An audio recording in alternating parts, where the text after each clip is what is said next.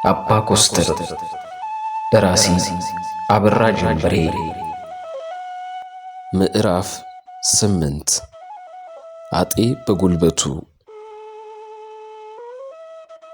በህዳር 1930 ዓመተ ምህረት በጠራው ሰማይ ላይ እልፍ እልፍ ብለው የጥጥ ንድፍ የመሰሉ ነጭ ደመናዎች ተቆልለው ይታያሉ።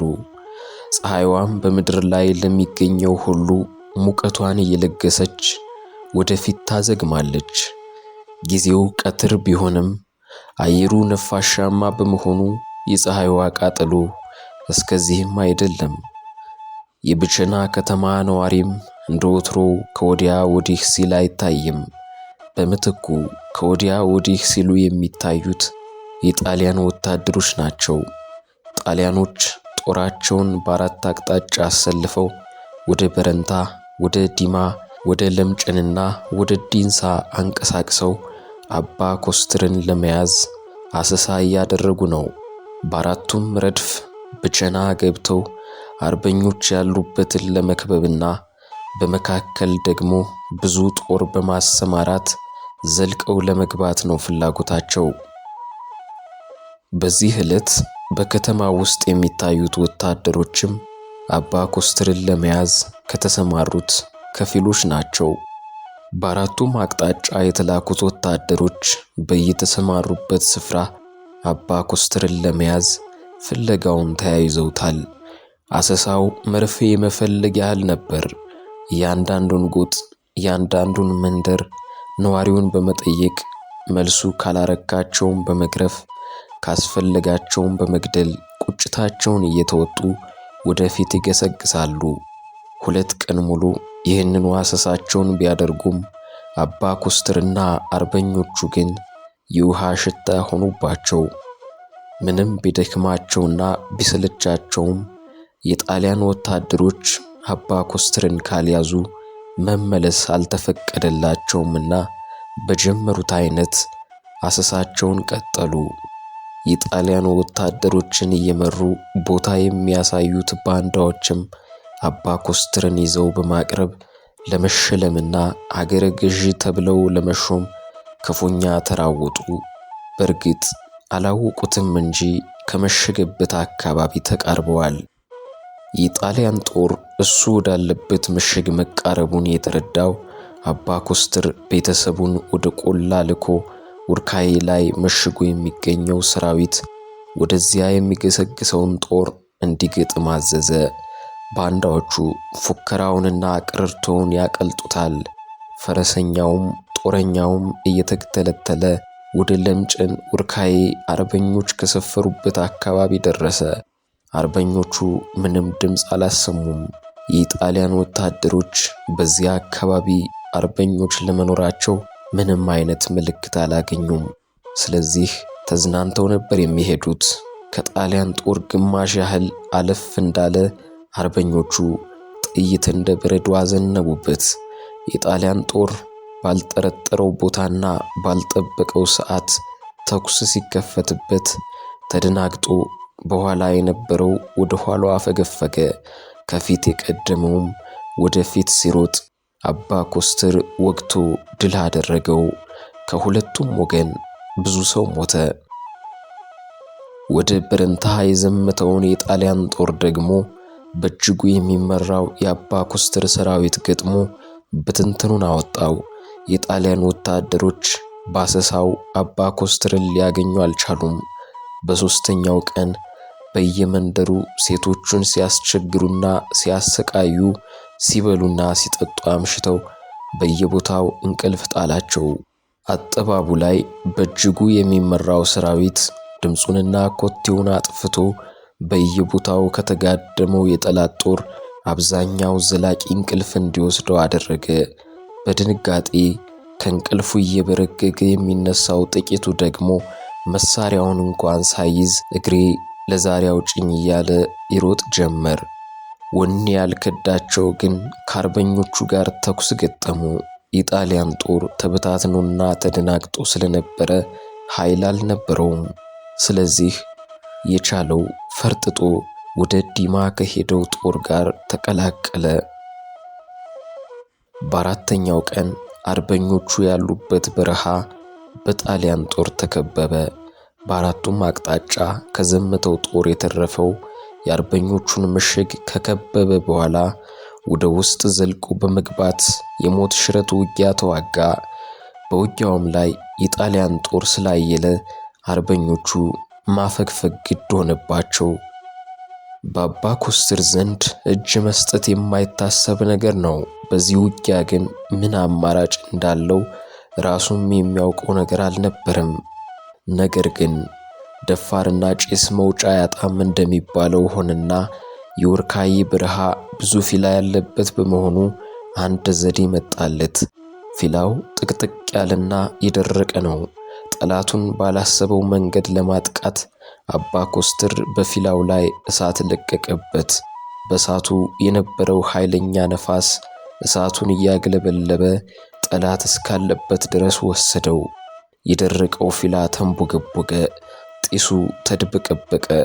የጣሊያን ወታደሮች ከእሳቱ መሃል ለመውጣት ቢሞክሩ አልሆነላቸውም። ፊላው ያለበት በረሃ የተንጣለለ ሜዳ ነው። የጣሊያን ወታደሮች ከነጓዛቸው ከዚያ ገብተው ስለነበር ወደፊት ቢሄዱ እሳት፣ ወደ ኋላ ቢሉ እሳት ሆነባቸው። የእሳቱም ወላፈን ለበለባቸው። ጢሱ መተንፈሻ ሳጣቸው፣ አፈናቸው። ብዙዎቹ ልብሳቸው በእሳት በመያያዙ የእሳት ራት ሆኑ። ከእሳቱ የተረፉት ጥቂቶቹ ግን ሸሹ።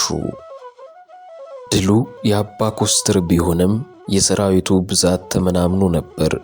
አባ ኮስትር ጠላት ተጠናክሮ እንደገና መምጣቱ የማይቀር መሆኑን በመገመት ወደ ሌላ አካባቢ ሄዶ መሸገ።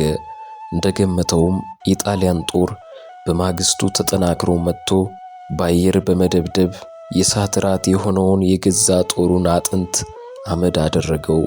ራቅ ብለው የነበሩትንም ቤቶች ጠላት በፋንታው በእሳት አጋያቸው። ይህንን ካደረገ በኋላ ከብቸና ምድር ንቅል ብሎ ወደ ደብረ ማርቆስ ተመለሰ። የማታ ማታ ተመስገን ፋንታና እጅጉ ዘለቀ አባ ኮስትር ወዳለበት ምሽግ ገቡ። በውጊያው ጊዜ ተለያይቶ የነበረው አርበኛ ገና መገናኘቱ ነው። እጅጉም ሆነ ተመስገን እንደዚሁም ሌሎቹ አርበኞች ተክዘዋል። አይኖቻቸው እንባ አቆርዝዘዋል። አባ ኮስትር ግን እንደዚህ ያለ ድል ሲቀዳጅ ለምን እንደተከዙ አልገባውም። ምናልባት ብዙ አርበኞች በውጊያው ስለሞቱ ሊሆን ይችላል ብሎ ገመተ። ግራ ስለተጋባም ምን ነው ጎበዝ፣ አለወትሯችሁ ተከዛችሁ? ሞት እኮ ጦርነት ታላ አይቀርም አለ። መልስ ግን አላገኘም። እርሱ ሁሉንም ተራ በተራ በሚመለከትበት ጊዜ አይናቸውን ከሱ አይን ያሸሹ ጀመር።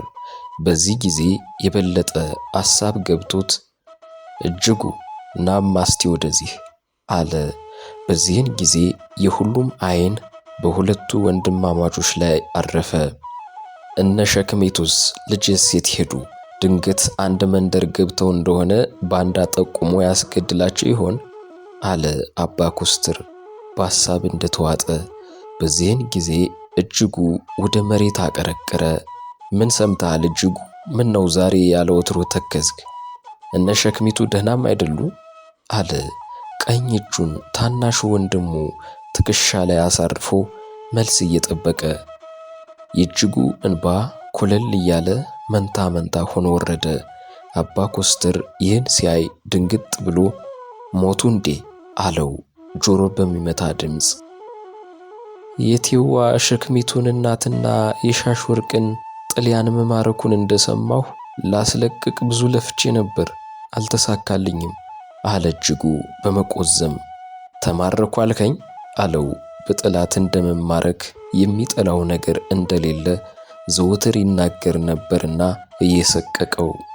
እቴዋ ሸክሚቱ ግን ጠላት ታለችበት አካባቢ እንደደረሰ እንደ ወንድ ለብሳ ስትዋጋ እሷና እህቷ ዘውዲቱ አለማየሁ በመትረየስ ጥይት ተመተው ሞቱ አለ እጅጉ ልቅሶ በይበልጥ እየተናነቀው። አባ ኮስትር ይህን ሲሰማ ውሽመጡ ቁርጥ አለ። ልቡ በሐዘን ተሰበረ። ቀኝ እጁን እንዳጣ ተሰማው። አይ ሸክሚቱ አለ አገጩን ቀኝ እጁ ላይ ዘለስ አድርጎ። እንባ ግን አልወጣውም። አማቹና ልጁ በጠላት እጅ የሚሰቃዩት በዓይነ ሕሊናው መጥቶ ስለተጋረጠበት ንዴት በድን አደረገው። አይ ሸክሚቱ አለ በድጋሚ እንደተከዘ። ይቅናህ በቸር ይግጠመን፣ የቲማው ጊዮርጊስ ከለላ ይሁንህ ብላ የተሰናበተችበትን ዕለት ወደ ኋላ ተመልሶ አስታወሰ። ከሳምንት በፊት ነበር ሸክሚቱና አባ ኮስተር ስለ ስንቅ አቀራረብ ሲመካከሩ ልጃቸው የሻሽ ወርቅ ጠላዋ እንደተዋጣላት ሴት በመካከላቸው ሽር ጉድ እያለች አባብዬ እማምዬ ምን ልስራ በማለት ቅን ታዛዥነቷን የገለጸችላቸው። እሷን ለማስደሰት አባ ኮስተርና እናቷ ወይዘሮ ሸክሚቱ አንዳንድ ትዕዛዝ ከሰጧት በኋላ ነበር ውይይታቸውን የቀጠሉት። በዚያን ጊዜ ነበር አባ ኮስተር በዚያን ሰሞን እኮ የሰራዊቱ ስንቅ ማለቅ ነው የጎዳን። ስለዚህ አሁን ደህና አድርገው የሚይዙትን ያህል የሚበቃ እህል አለሽ ሲል የጠየቃት። እሷም ተየጎጡ ተህዝብ ተዋጥቶ በሚላከው እህልና ገንዘብ ስንቅ ስለሚዘጋጅ በዚህ ጉዳይ ሐሳብ አይግባህ ያለችው። ምን አባቴን ላደርግሽ ብለሽ ነው? ከሁለት ወር በላይ ደጀን ላይ ጥልያንን የከበብነው ጊዜ ሰራዊቱ ስንቅ ባያልቅበት ኑሮ አፈር ድሜ እናበላው ነበር እኮ አላት። መቼም ለሁለት ወር የሚሆን ስንቅ በአንድ ጊዜ ለማስያዝ አይቻልኝም። ግና ያዘጋጀሁ ተምልከው በተጨማሪ በየጊዜው በአካባቢው የሚገኘው ሕዝብ የቻለውን ያህል የበሰለ ምግብ፣ ውሃና ጥሬ እህል ተጠሪ ተበጅቶ በእርሱ አማካይነት ሰራዊቱ ወዳለበት ቢቀርብ መልካም ነው ያለችውም ትዝ ስላለው አባ ኮስተር የበለጠ ተከዘ። እሱን እኔም ታሁን በፊት ትእዛዝ ሰጥቼ ነበር። አንዳንዱ ተጠሪ የከዳና በገንዘብ እየተገዛ አንዳንዱም አላግባብ ሕዝቡን እያስገበረ አስመረረኝ እንጂ ለሁሉም ሐሳብሽ ማለፊያ ነው። ሁነኛ ሰዎችን በየጎጡ ልካለሁ። ተጠሪዎች የተዋጣውን እህል ለሰራዊቱ እንዲያቀርቡ አድርጋለሁ ሲላት፣ ደግ ብለሃል።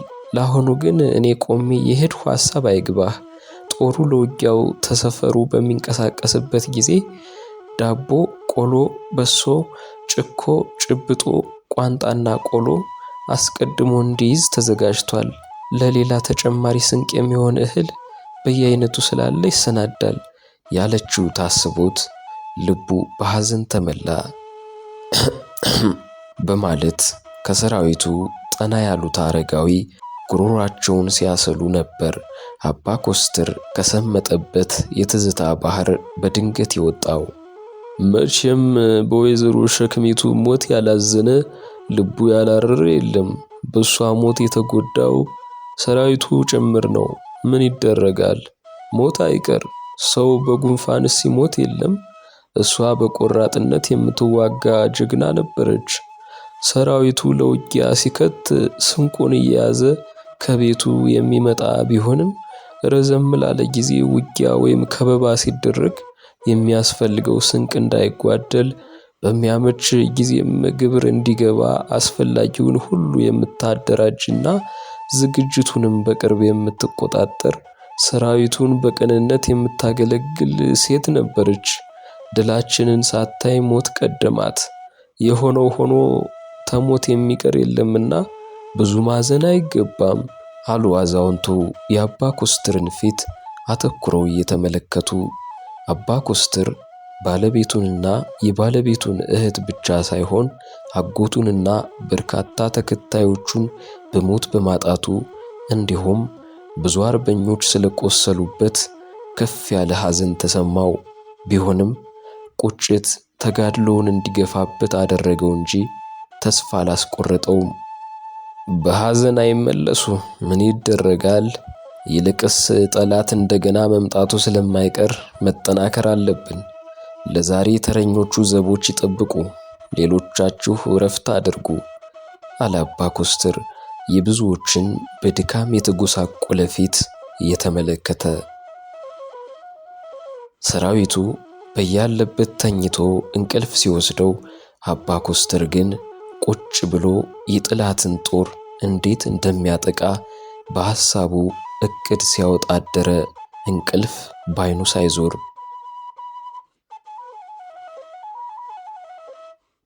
ወደ ዲማ የሚወስደውን መንገድ ይዘው 3 ሰዎች ይጓዛሉ። ለአካባቢው ጸጉረ ልውጥ አይደሉም። 3ቱም መሳሪያ ይዘዋል።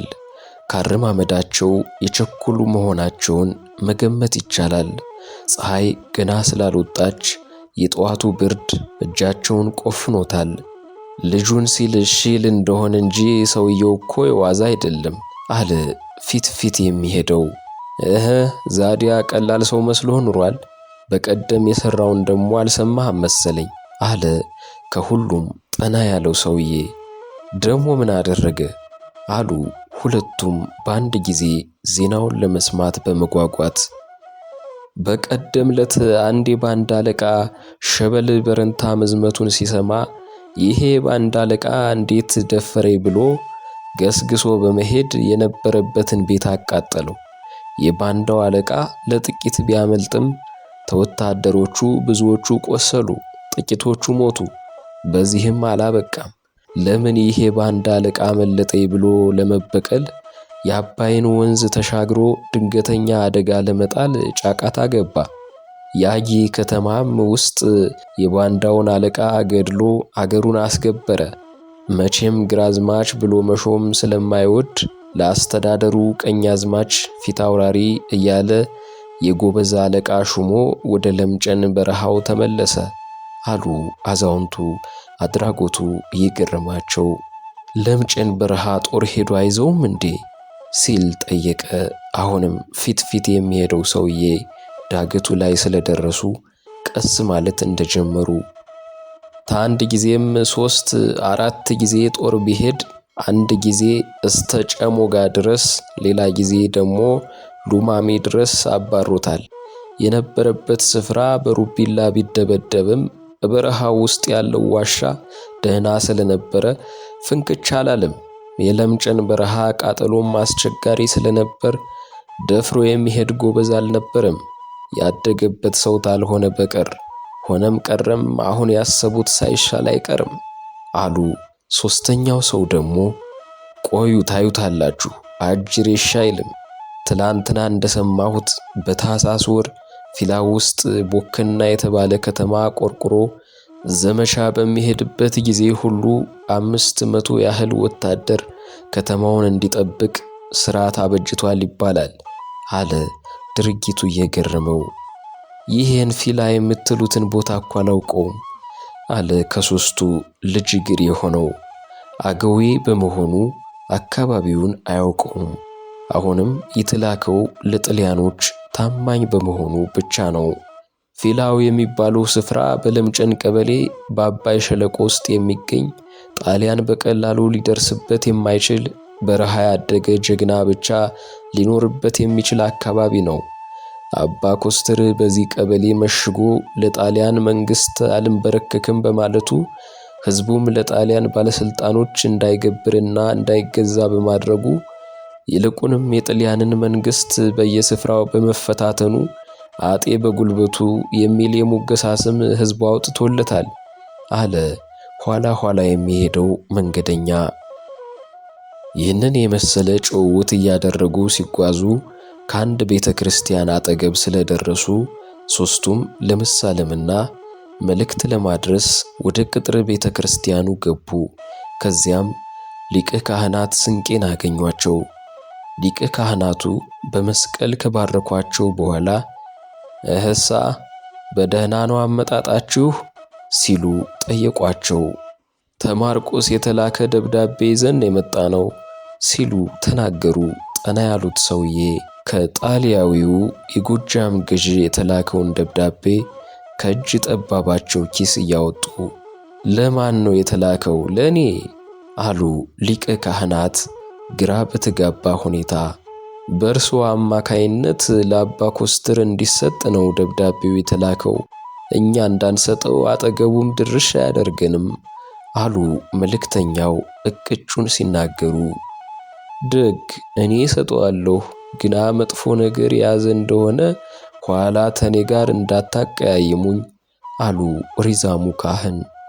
አይ በዚህ በኩል እንኳን አይስጉ ብለው ካረጋጉ በኋላ መልእክተኞቹ ደብዳቤውን ሰጥተዋቸው ወደ መጡበት ተመለሱ። አባ ኮስትር በጦር ሜዳ ተጋድሎ የማይበገር እምነቱ የማይፈታ ሆኖ ስላገኙት የኢጣሊያን ባለስልጣኖች በማግባባት ዘዴ ወይንም በዲፕሎማሲ ሊያጠምዱት ደብዳቤ መጻፍ የጀመሩት። ከጣሊያዊው የጎጃም ገዢ የተላከውን ደብዳቤ የአባ ኮስትር ጸሐፊ ፊታውራሪ ቀለመወርቅ ማዘንጊያ አነበበ። የደብዳቤው ፍሬ ነገር ደብረ ማርቆስ ድረስ መጥተህ እጅህን ብትሰጥ የጣሊያን መንግሥት መሐሪ ስለሆነ ምሕረት ስለሚያደርግልህ የጎጃምን እንደራሴነት ስለሚሰጥህ ልጅህንም ስለሚለቅልህ ለጣሊያን ታማኝ ሆነህ ግባ የሚል ነው አለ ግንባሩን ክስም አድርጎ። ሰማሁት። ሐሳቡ ይህ ተሆነ ጎጃምን ያህል አገር እንደራሴነት ታገኘሁ፣ ልጄ ተተለቀቀችልኝ፣ ሌላ ምን እፈልጋለሁ? የጣሊያን መንግሥት ታማኞች ይላኩልኝና ወደዚያም ልምጣ ብለህ ጻፍ አለው ጸሐፊውን ትክ ብሎ እየተመለከተ። ደብዳቤው በተላከ ልክ በሳምንቱ ረፋድ ላይ ነው አባ ኮስትር ጣሊያዊ ገዢ የላከው ደብዳቤ ሐሳብ ሲያብከነክነው ሰንብቷል። ይህን ንዴቱን ለመወጣት ጠላቱን እንዴት እንደሚያጠቃ አዲስ ስልት ለመቀየስ ከራሱ ጋር ይሟገታል። አንዱ ዘዴ ሲመጣለት የማያዋጣው ይመስለውና ሌላ ዘዴ ይፈልጋል። አጠገቡ የተቀመጡት አርበኞችም እንደዚሁ በግል ሐሳባቸው ጉዞ ጀምረዋል። ጄቶች አለና አሽከሩ ተሰማ በአክብሮት ሰላምታ አንገቱን ዝቅ አደረገ። አባ ኮስትር ግን የሰማው አይመስልም። ጄቶች መላእክተኛ ነን ይላሉ ከማርቆስ የመጡ ሰዎች ይግቡ አለ ተሰማ። መላእክተኛ አልከኝ? አለ አባ ኮስትር የንዴት ሳቅ እየሳቀ። አዎ እርስዎን ሊያነጋግሩ ነው የሚፈልጉ አለ ተሰማ በትህትና። ሊያነጋግሩ አልከኝ? ደሞ ዛሬ ምን ይዘው መጡ? እስቲ ያስገባቸው አለ ጸጉሩ ቀጥ ብሎ እየቆመና የደም ስሮቹ እየተክተረተሩ። መጣችሁና አጅሬ በሉ እስቲ የምትሉትን ልስማ። በሉ እንጂ ምን ዝም አሰኛችሁ አለ ቀኛዝማች እጅጉ ለማንና ቀኛዝማች አደራን እንዲሁም ከነሱ ጋር የመጣውን ሶስተኛውን ሰው እየተመለከተ። ቀጥሎም አንተኛው ደሞ ማን የሚሉህ ነህ አለ ተነስቶ በመንጎራደድና በንዴት በመቅበጥበጥ። ትርጁማን ነው የፈረንጅ አፍ ያውቃል አለ ቀኛዝማች አደራ። አሃ እኔንና ጣሊያንን የሚያነጋግር ማለት ነው። ታማኝ ዳኞች፣ የፈረንጅ ታማኞች። እህሳ የምትሉኝን ልስማው። ደሞ ዛሬ ምን ይፈልጋሉ ጌቶቻችሁ? አለ አባ ኮስትር በሚያስፈራ አስተያየት ተራ በተራ እየተመለከታቸው። ጌታዬ ታማኞች ይላኩልኝና ወደዚያው ልምጣ ባሉት መሰረት እነሱ አብረውኝ ያሉት ሁለቱ ታማኝ ዳኞችና እኔ ይዘነው እንድንሄድ ነው የጎጃሙ ገዢ ላከን አለ አስተርጓሚው። የጣሊያን ታማኞች እጄን ለመያዝ ቸኮላችሁሳ? አረ ለመሆኑ ምን መስዬ ታየሁት? እኔን ለመሾም ነው እጄን ለመያዝ እንዲህ የቸኮለው አለ አባ ኮስትር። የለም እንደሱ ያስቡ። እኛ የመጣነው የጎጃም እንደራሴ እናረገዋለን፣ ልጁን እንለቅለታለን። በዚህም ተስማምቶ ታማኝ ሰዎች ላኩ ብሎናል። ከናንተ ጋር ይምጣ ተብለን ታዘን ነው እንጂ እኛ ጦር አላስከተልን። እንዴት እርስዎን እጅዎን እንይዛለን ብለን እንመጣለን? አለ ቀኛዝማች እጅጉ በፊቱ ላይ ጭንቀት እየተነበበ። እናጅሬ ታማኝ መሆናችሁን መቻጣሁት። የምትፈርዱትን ማለፊያ ፍርድ ሰምቻለሁ። ጎበዝ ዝም ብላችሁ ታያላችሁ አለ ዙሪያውን የተቀመጡትን አርበኞች እየቃኘ። እነዚህ ሰዎች እንወደዳለን በማለት በወገናቸው ላይ የፈረዱ ብዙ ጀግኖች ወንድሞቻችንን አሰቅለዋል። እናንተም ታውቃላችሁ፣ ፍረዱ ሲል አባ ኮስትር ለአርበኞች ፍርድ አቀረባቸው። አርበኞቹም በቤልጅግ ግንባራቸውን ፈልጦ ድሪ እንጨት ላይ መስቀል ነው በሚለው ፍርድ ተስማሙ። ይህ ቅጣት የጣሊያን ታማኝ በሆኑት በሁለቱ ዳኞች ላይ ወዲያውኑ ተፈጸመባቸው። ይገርማል እኮ ድፍረቱ! ደሞ ሹመት የሚሰጠኝም እሱ ሆነ። በልጄም ሊሞግተኝ አሰበ። ልጄ እናቷ በጦር ሜዳ ስትሞትባት ያለኋት አለኝታ እኔ መሆኔ ሙን ነው። እኔም ለእርሷ ያለኝ ፍቅር እጅግ ከፍ ያለ ነው። ቢሆንም ቅሉ አካሌ የሆነችው ልጄም ሆነች ነባቢት ነፍሴ ከኢትዮጵያ ነፃነት እንደማይበልጡብኝ አምናለሁ። ስለዚህ ራሴን የጠላት መሳሪያ በማድረግ ተምርኮኛነት አላወጣትም ሲል አብረውት የነበሩት ሁሉ በሐሳቡ መስማማታቸውን ለመግለጽ ራሳቸውን ነቀነቁ። ማንኛውም ሰው ለልጁ ያለውን የፍቅር ልክ የወለደ ሊገምተው ይችላል። ጣሊያንም ይህንኑ በመገንዘብ ነው ልብህን ለመክፈልና ካጠመደልህ ወጥመድ ውስጥ እንድትገባ ለማድረግ ልጅህን እንለቅልህ ዘንድ ለጣሊያን ታማኝ ሆነ ግባ ሲል ማግባቢያ መሰል የጥያቄ ደብዳቤ ጻፈልህ። አንተ ፍንክች የማትል መሆንህን በውል አለማጤኑ ግብዝነቱን ይገልጻል አለ ተመስገን ፈንታ በትዝብት። በል አሁንም ጥሩ አድርገህ ወረቀቱን ጻፍልኝና ትርጁማኑ ይዞት ይሄድ አለ አባ ኮስተር ለጸሐፊው የሚነግረውን እያሰላሰለ።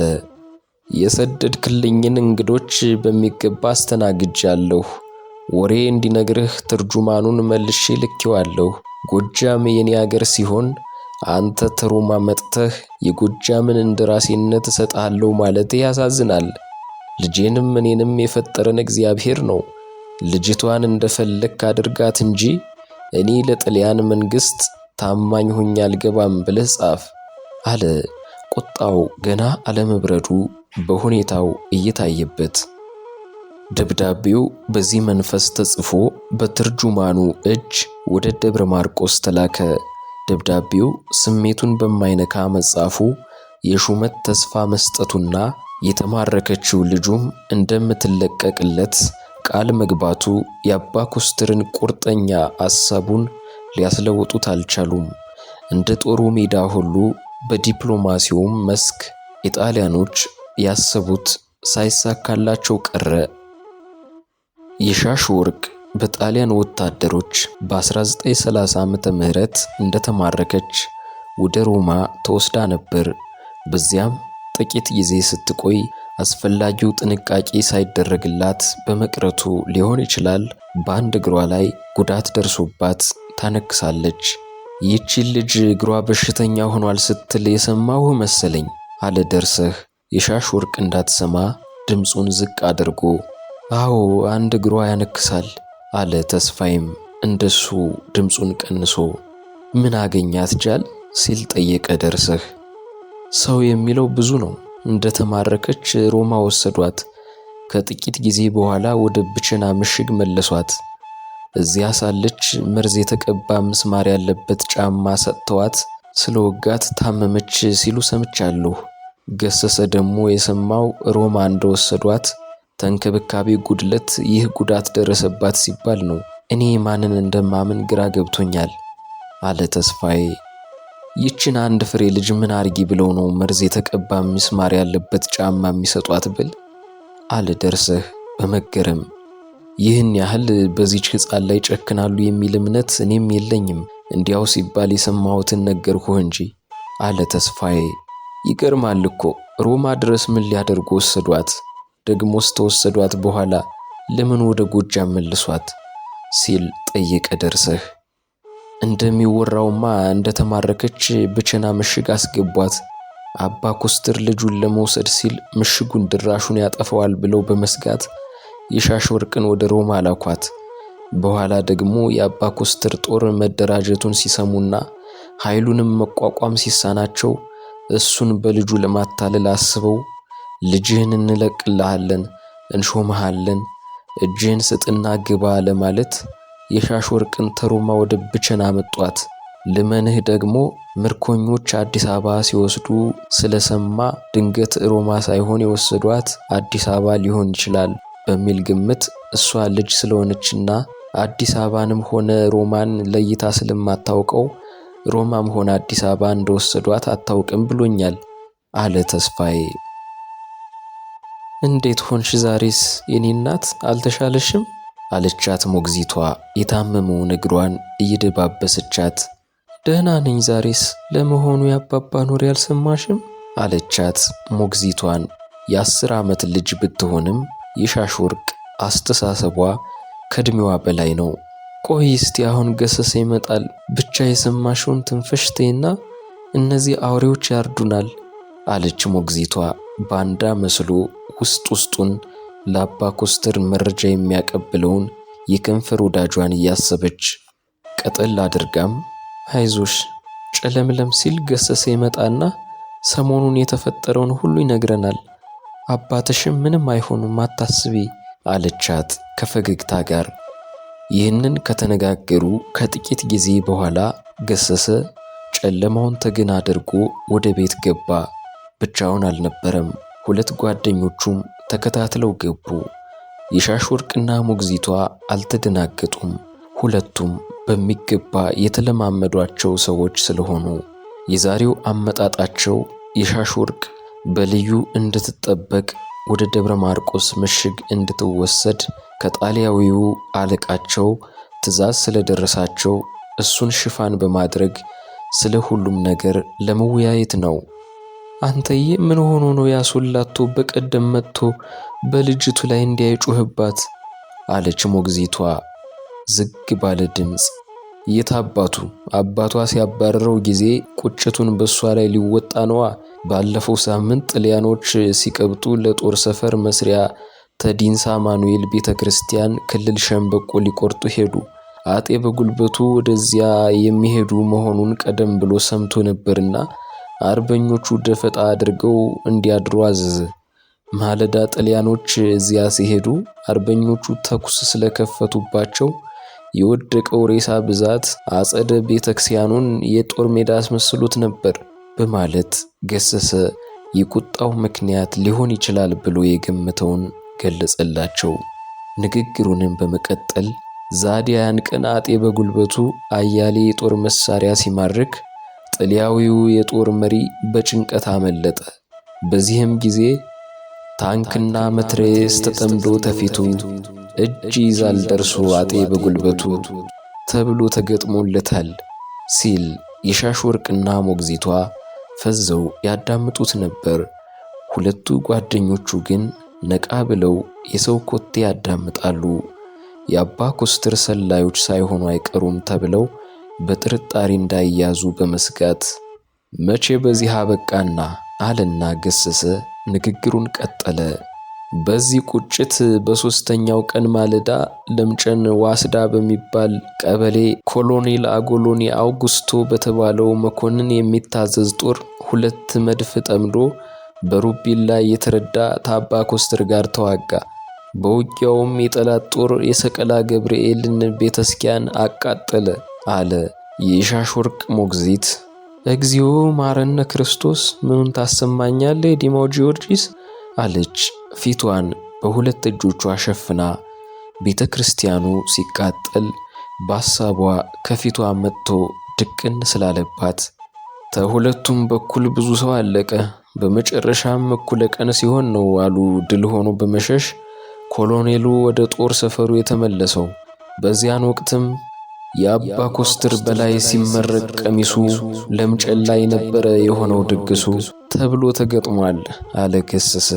ከ2 ጓደኞች አንዱ ደግሞ ድምፁን የበለጠ ዝቅ አድርጎ ካፒታኑ ደቦኑ ደግሞ የደረሰበትን ውርደት ሰምታችኋል አለ መሳለቂያ መሆኑ እየገረመው።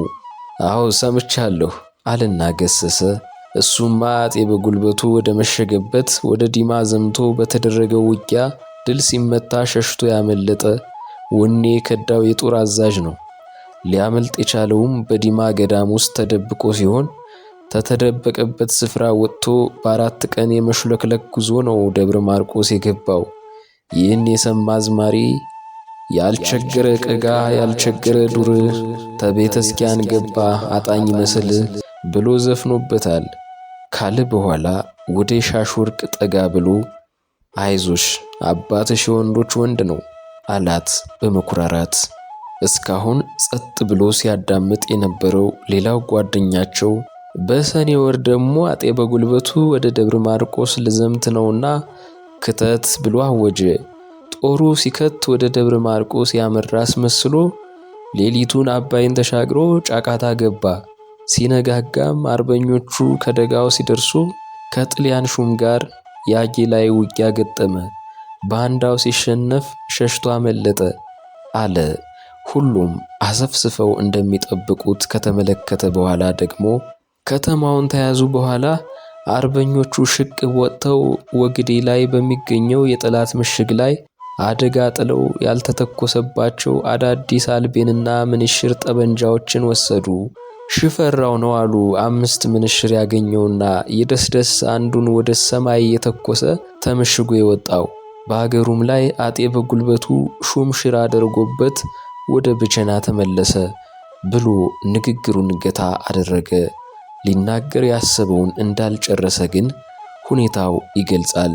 አጤ በጉልበቱ ታንድ ግዛት ጥልያኖችን ለማባረር ሲሄድ የጠላት ጦር ቀደም ብሎ በእርሱ ቁጥጥር ስር የነበረውን ግዛት መልሶ ለመያዝ ጥረት በማድረግ ላይ መሆኑንና የዚህ አይነት ሁኔታ በበረንታም መጀመሩን የሚገልጥ ደብዳቤ እንደደረሰው ወደ ስፍራው በፍጥነት ጦር ልኮ ባንዶችን ከበረንታ እስከ ደብረ ማርቆስ አባረራቸው። በዚህም ምክንያት አጭር ነው ቀጭን ነው ብሎ ወንድን አይነቁም፣ አባ ኮስተር ወንዱ ያሸናል በቁም ተብሎ ተገጠመ እንዳለ ሳቃቸውን ለቀቁት።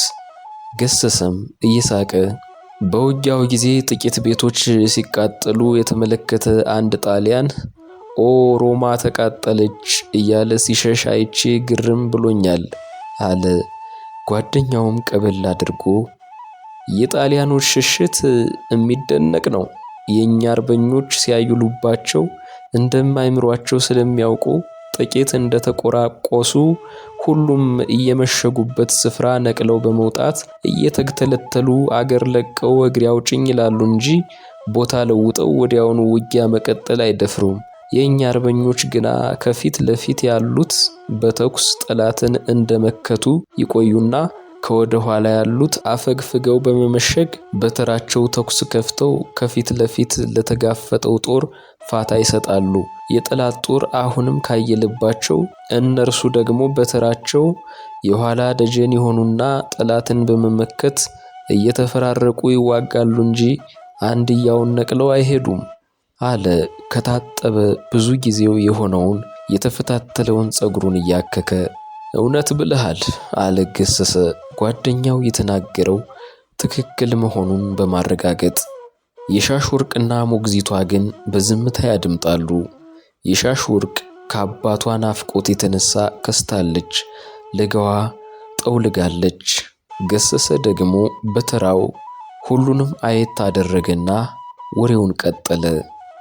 ባለፈው ሰኔ ወር አባ ኮስተር ይቅርታ አድርጉልኝ በግብር ስሙ ልጥራውና አጤ በጉልበቱ ተፊላው ወጦ አነባብር በተባለው ስፍራ እንደሰፈረ ጠላት ከወሎ ደብረ ሲና በአባይ በኩል ወደ ጎጃም ሊሻገር ከደባሶ ወደ ወልወሌ መልካ ወረደ ማለትን ስለሰማ ቅንጥብ ማርያም ከተባለው አፋፍ ላይ ሆኖ ጦሩን ወደ አባይ አሰማርቶ ሲዋጋው አለ። የአርበኞቹም ጦር ከአባይ እስከ ጫቃታ ድረስ ጠላትን እያባረረ ማርኮና ገድሎ በድል አድራጊነት እየፎከረ ወደ ሰፈሩ ተመለሰ ሲል የሻሽወርቅ ሞግዚት አድናቆቷን ለመግለጽ ልትስመው ቃጣች። አጅሬ መቼም ብልጥ ነውና እንደገና በጥቅምት ወር ወደ ሞጣ እንደሚዘምት አስነግሮ የሚሄድበትን አቅጣጫ ታሳሳተ። በኋላ የጠላት መሳሪያ የሆኑትን 2 ሰዎች አይቀጡ ቅጣት ለመቅጣት ወደ ደጀን ገሰገሰ። እምባዬ ስላሴ ላይ 2ቱንም ሰዎች አግኝቶ በተደረገው ውጊያ አንዱ ሲሞት ሌላው ቆሰለ። አጤ በጉልበቱ የሁሉንም ሰዎች ንብረት ወርሶ ለመሳሪያ ለወጠው አለ ገሰሰ እየተዝናና። የሻሽወርቅ አባቷ አጤ በጉልበቱ መባሉን አልወደደችውም። ለምን ይህ ስም እንደተሰጠው አላወቀችምና ለምን አጤ በጉልበቱ ትለዋለህ? ለማለት ቃታ ካፏ ላይ መለሰችው። አሁንማ እነዚህ ጣሊያኖች አርበኞችን ፈጥሞ ሊያጠፉ ኡንዲቺ በጦለኒ ተብሎ የተሰየመውን ከ500 እስከ 1000 የሚደርስ አንድ ጓድ ፈረሰኛ፣ 2 የራዲዮ መገናኛ ቡድንና 4 ቡድን መንገድ ሰራተኞች እንደዚሁም አንድ የመረጃ ቡድን የሚገኝበትን ጦር ለመዝመት አዘጋጅተዋል ይባላል ብሎ የገሰሰ ጓደኛ ተናገረ። ገሰሰ ደግሞ ይህንንም አጅሬ ሰምቷል እንዳለ በጎጆ አጠገብ ኮቴ ስለተሰማ ሁሉም ዝም አሉ። የሚያወሩት ድምፃቸውን በጣም ዝቅ አድርገው ስለነበር ውጪ ይሰማል ብለው ግን አልጠረጠሩም። ለጥቂት ጊዜ ጸጥ ብለው አዳምጠው የነፋስ ኮሽታ መሆኑን ስለተረዱ በሹክሹክታ እነዚህ ርኩሶች የአጤ በጉልበቱ ሰላዮች ናቸው ብለው እንዳያፍሱን አሉና ወጥተው ወደየስራቸው ሄዱ። የሻሽ ወርቅ ግን በሐሳብ ጭልጥ ብላ ሄደች። አባቷን ታስብ ለምን አጤ በጉልበቱ እንደተባለ ታሰላስል ነበርና